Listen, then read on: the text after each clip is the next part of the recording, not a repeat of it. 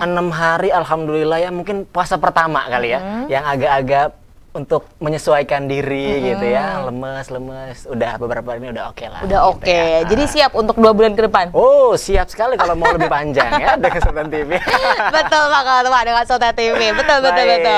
Nah jadi gini Han, kalau misal di sore seru nih ya, kita nih akan membahas beberapa berita yang ter-up to date tapi nggak kaku-kaku. Pasti seru, Pasti seru, ya? Jelas banget. Dan tentunya nih ya, kita sudah menyiapkan beberapa berita yang ada. Akan kita bahas dan sajikan untuk pemirsa di rumah ya. Betul sekali. Nah, ya tentunya ya kalau semisal ini kan kita jadikan agenda ngabuburit nggak sih? Ngabuburit pastinya, bareng kita berdua ya. Gitu. Kalau berbuka harus yang manis-manis ya.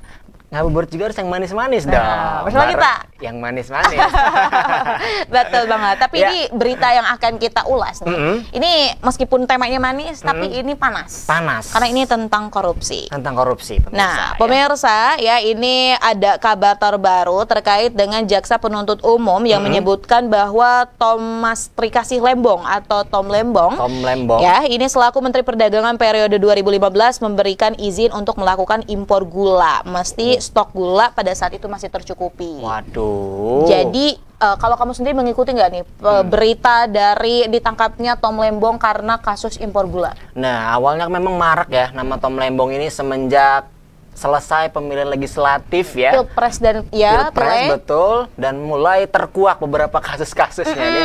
Betul Mungkin banget. akhirnya terkuak lagi nih ya terkait gula ini gitu ya, impor. Betul. Yang sedang kita bahas kali ini. Nah, memang kalau misal kita lihat juga ya, ini kan perjalanan dari peradilan ya, kasus Tom Lembong mengenai kasus gula ini ya. Ini bukan hanya terkait kasus impor, namun juga katanya ada salah satu regulasi ya terkait ini ya, masih tentang berkenaan dengan gula juga. Kalau ini ya, ini katanya nih Tom Lembong menunjuk koperasi milik Polri dan TNI untuk mengendalikan harga gula di pasar domestik. Waduh, jadi ada pemainan harga pasar. Ya, katanya sih seperti itu. Waduh, nah, agak khawatir kita sebagai masyarakat yang di bawah. Gitu, betul banget. Nah, ini menariknya juga ya, kalau kita melihat dari peradilan kasus Tom Lembong ini ada Pak Anies datang. Ada Pak Anies, ya, Abah Anies. Ya, Abah Anies. Abah Anies. Nah, betul. Dan uniknya di sini ya, memang kan kita tahu bahwa Abah Anies ini sahabat daripada sohibnya ini, sohibnya Tom Lembong gitu. Tapi beliau hadir pada saat persidangan itu, tepatnya di hari ini di Pengadilan Tindak Pidana Korupsi Tipikor Jakarta pada Kamis ini, Rida. Dipantau ya bahwa beliau mengenakan kemeja biru, datang pukul pagi 9.30 tadi menyambangi istrinya. Tapi datang istri Tom Lembong, bukan hadir untuk sebagai mendukung beliau gitu ya atas kasusnya. Jadi dia menyemangati seperti itu ya. Betul. Nah, namun ini akhirnya juga muncul spekulasi ya. Kalau kita lihat kan dari Pak Anies juga di beberapa podcast yang ada ya, Han sempat menyampaikan bahwa Pak Tom Lembong ini bersih sebenarnya. Ini bisa jadi Pak Tom Lembong ini merupakan korban.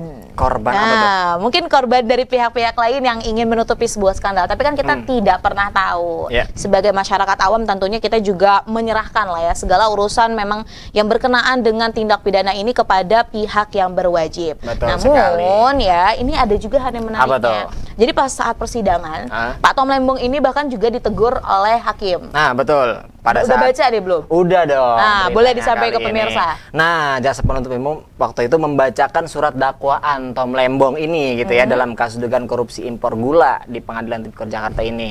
Tapi waktu itu diselak dulu tuh karena sebentar waktu pada saat pembacaan Tom Lembong malah asik tuh silang kaki. Aduh ya, padahal kan lagi diadili beliau ya, tidak seharusnya padahal ya. Kalau ini tidak seharusnya, tapi kan kalau ngomong-ngomong tentang duduk mungkin ya, beberapa orang punya kebiasaan tersendiri.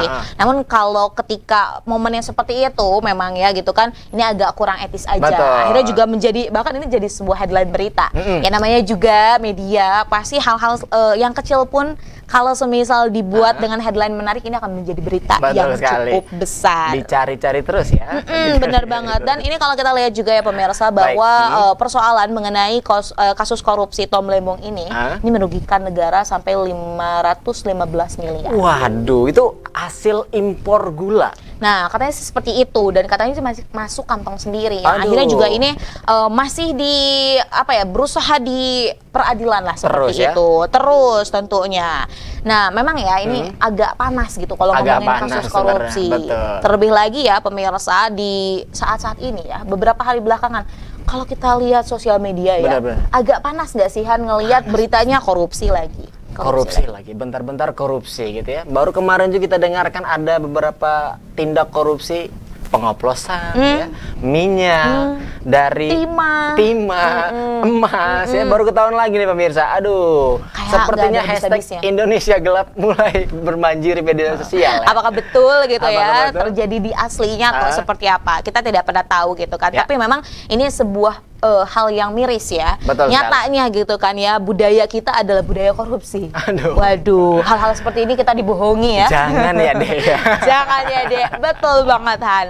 Nah tapi ini juga ada juga loh Han, spekulasi yang menyampaikan bahwa bisa jadi katanya ini tuh sebuah upaya yang dilakukan oleh pemerintahan Presiden Prabowo untuk benar-benar mengentaskan korupsi. Bersih-bersih. Tapi bersih-bersih ataukah ada sesuatu yang lain? Kita tidak tahu ya. Kita tidak pernah tahu ya, karena memang kalau kita lihat ya dunia pemerintahan, dunia politik itu kan agak pelik gitu ya. Betul. Kita nih sebagai penonton, kita asik mengomentari dan ya tentunya kita kan sebagai masyarakat punya hak ya untuk bisa berpendapat dan juga meminta transparansi dari pemerintah. Betul sekali Rida ya. Nah selanjutnya nih Han, kita bahas topik yang selanjutnya. Ini masih korupsi nih sepertinya ya.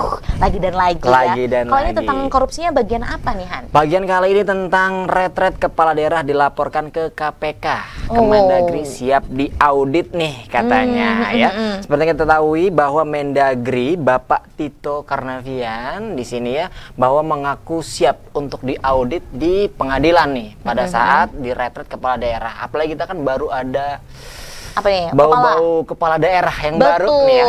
Setelah pelantikan di Februari lalu, kemudian kan H+1-nya ini langsung ada retret di Magelang gitu kan ya. Ternyata ini ada ya pemberitaan bahwa pelaksanaan retret tersebut ini dilaporkan oleh Koalisi Masyarakat Sipil karena ternyata ini ada temuan di dalamnya terkait dengan korupsi. Korupsi lagi ya, betul banget. Beres-beres nih korupsi ya Indonesia ya. Tapi ini juga langsung disampaikan ya, ini langsung disangka oleh Wakil Menteri Dalam Negeri Bayu Arya yang menyampaikan bahwa sebenarnya semua berjalan sesuai prosedur. Dan kalau semisal ternyata mau diperiksa silahkan saja. Kami siap-siap saja. Tapi kalau semisal ini kan POV dari Wakil Menteri, kalau dari menterinya sendiri nih sebetulnya kita baca beritanya bahwa Menteri Dalam Negeri Mendagri Bapak Tito Karnavian kembali ya ternyata bungkam nih.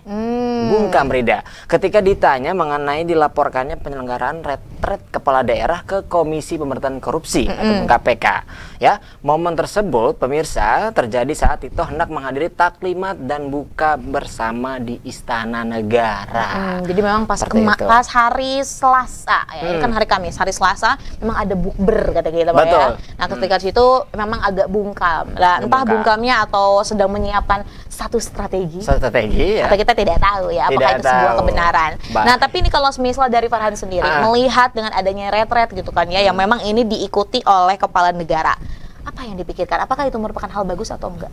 Retret sebetulnya agak menyimpan rahasia besar kalau menurut saya pribadi gitu ya. Apakah ada fakta lain di balik ini semua ataukah ada rancangan lain atau memang ada perintah secara langsung gitu ya. Kita tidak pernah tahu.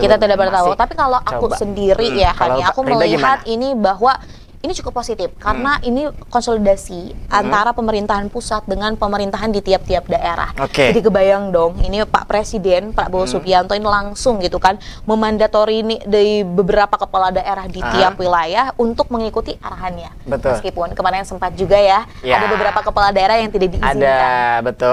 Kepala daerah diizinkan karena ada juga dari ketua partai yang tidak mengizinkan. Ya tapi kan itu juga akhirnya dikritisi. Jadi sebenarnya ini budak partai atau masyarakat nih. Seperti itu.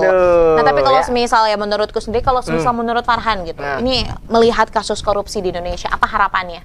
Harapannya sebetulnya sangat perlu bukan hanya harapan saya mungkin ya, Iya, Ida ya.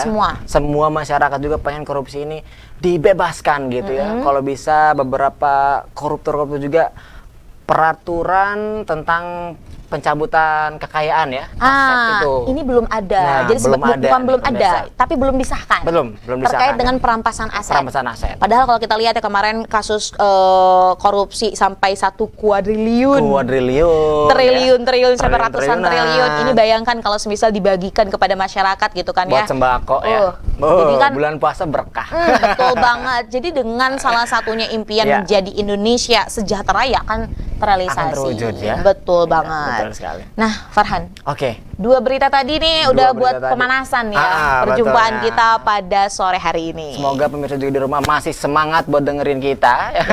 Akan menyajikan berita tentunya sesaat lagi juga masih banyak ya. Betul banget. Maka dari itu tetap di Sore Seru.